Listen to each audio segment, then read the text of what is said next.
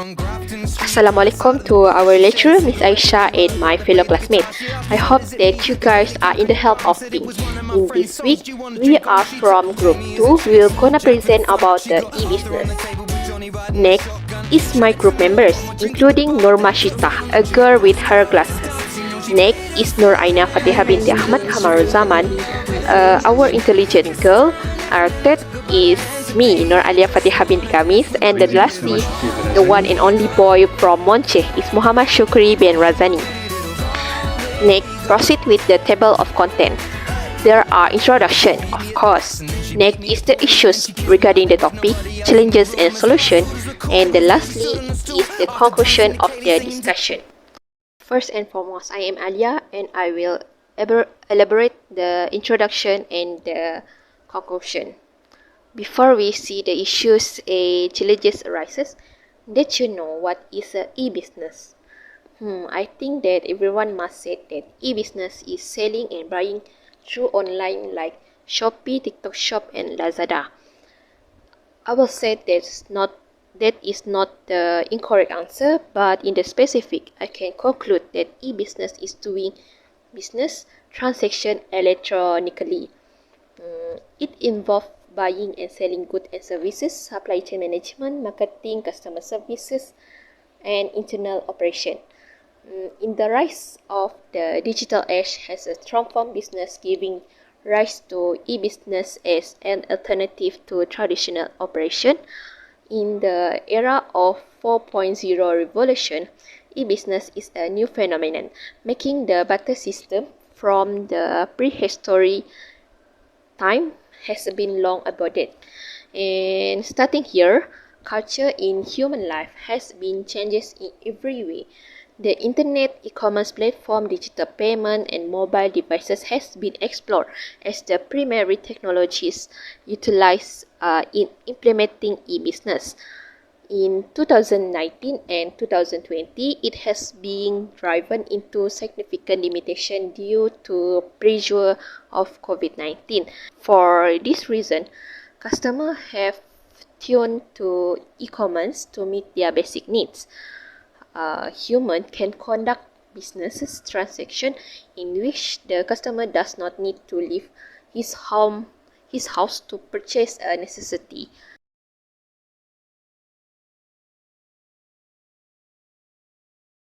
So, for my presentation, I'm going to discuss and to talk about the first issue regarding on the topic e-business, which is elements of horror in e-wallet. Okay, actually, first of all, we may take a look on the definition of the horror itself. Okay, actually, a horror is described as unfair tactics, or more specifically, any element of total or overwhelming ambiguity in a commercial transaction or contract.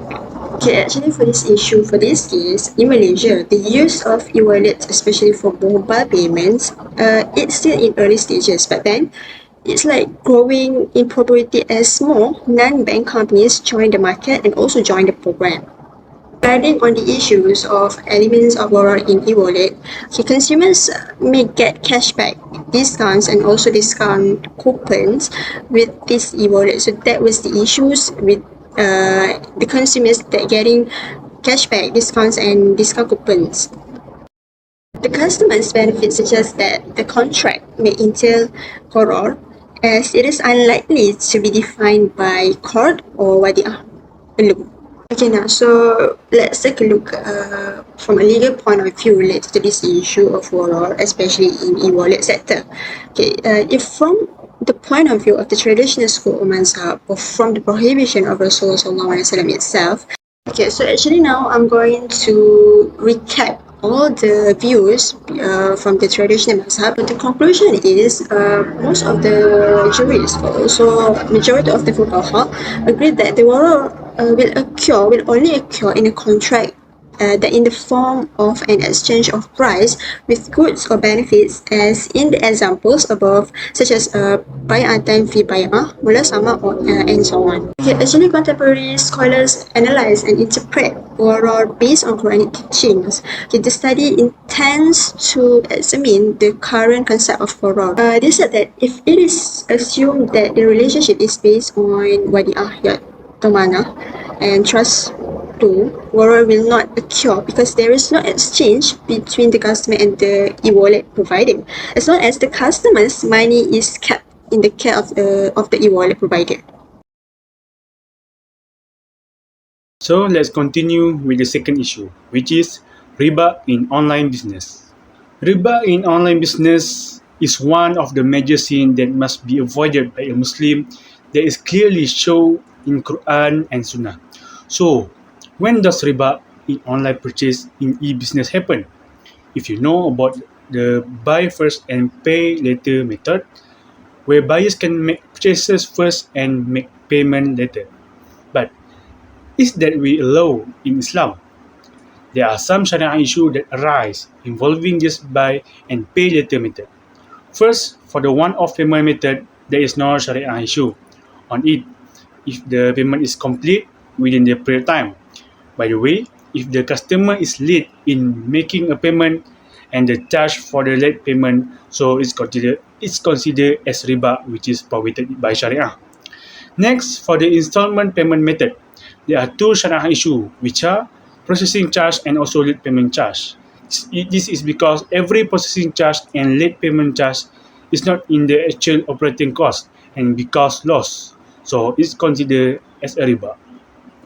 In Islam, riba is prohibited and the party involved in it will incur a major sins. This can be seen through the following words of Allah subhanahu wa ta'ala in Surah Al-Baqarah verse 275, which mean Allah has been legalized buying and selling and prohibited riba. Also, the statement of the scholars when explaining the prohibition of riba state that riba means extra. For example, in the context of debt, riba is an extra charge imposed on the amount owed or an additional charge because someone is late in paying the debt. But the increase or profit margin that occurs in normal sale and purchases is not considered as riba. Lastly, scholars divide riba in two main categories that are riba al-qardu, which is occurs in the transaction, and the second one is riba al-buyu, which is occurs in the sale and purchase of ribawi item such as gold and silver. Therefore, Muslims are prohibited from doing any transaction that have element of riba because it is illegal in Islam and we need to avoid it. As already explained, e-business is all business activities and services carried out using websites where it includes various sales sectors such as food, necessities, cosmetic, and many more. Several sales platforms in this e-business are available and have been applied since the 20s until now. For example, the Foodpanda and GrabFood applications are platforms that mediate between food traders and customers to make it easier for customers to enjoy whatever food they want by simply ordering online without having to go to the food restaurant.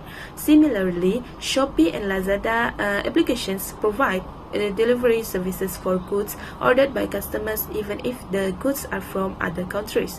So, there are two challenges that arise in e-business. For example, Sharia compliance in contracts, fair trade, and ethical sourcing.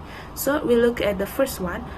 From the aspect of Sharia compliance in contract is one of the challenges that arise in e-business. It involves any e-business transaction that must comply with the Sharia principles that govern contracts and agreements, especially in ensuring that the business process in the contract does not conflict with illegal or prohibited matters in Islam.